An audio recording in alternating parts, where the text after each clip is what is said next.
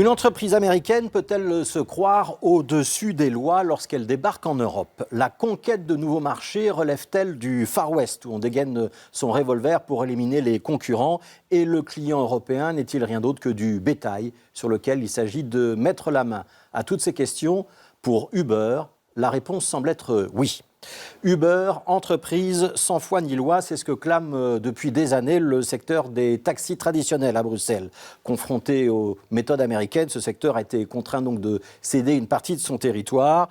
Un choc rude et pas toujours très loyal. C'est ce qui ressort d'une grande enquête menée par le journal britannique The Guardian, auquel est associé chez nous le journal Le Soir. Ce qui ressort des premiers articles de cette enquête est donc assez éloquent. Confronté à des plaintes et à des enquêtes de la justice, Uber n'a par exemple pas hésité à faire disparaître des preuves en détruisant des données informatiques, y compris sur des ordinateurs qui avaient pourtant été déjà saisis par la police belge. Destruction de preuves qui avait pour but de faire obstacle au travail de la justice. Uber a aussi payé des chauffeurs pour participer à des manifestations soi-disant spontanées, engagé des détectives privés pour enquêter sur les patrons des sociétés de taxi, encourager le recours à la violence pour émouvoir l'opinion publique et la mobiliser en sa faveur. Alors on ne va pas être naïf, on sait que les taximens ne sont pas des anges non plus, que les relations entre ces deux mondes, celui des taxis traditionnels et celui des voitures partagées, a longtemps ressemblé à un règlement de compte à hockey choral, où on a sans doute échangé des coups tordus, des coups tout courts, des deux côtés de la barrière. Mais ce que prouve cette enquête journalistique, c'est que cela a été assumé en haut lieu chez Uber, que c'était un système délibéré, tromper le fisc, enfreindre la législation, faire obstacle à la justice, c'était des consignes venues d'en haut. Ces pratiques, elles ne sont pas seulement douteuses, elles sont mafieuses. Il faut pouvoir employer ce terme fort.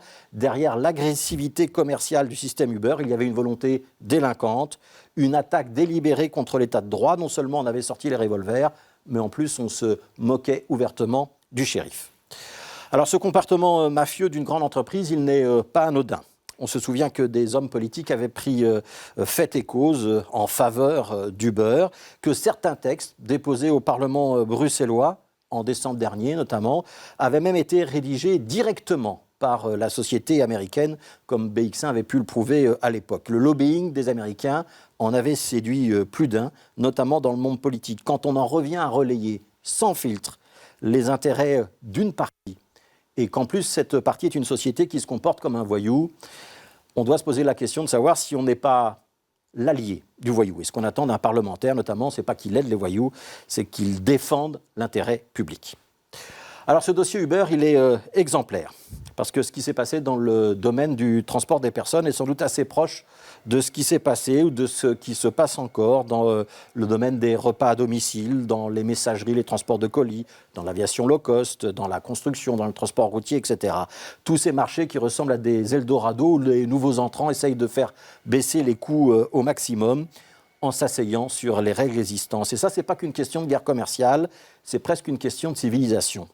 Au sein de l'Union européenne, il existe des règles. Le droit au travail, le système social, le système fiscal, le droit de la concurrence. Quand on enfreint ces règles, c'est le modèle européen qu'on attaque.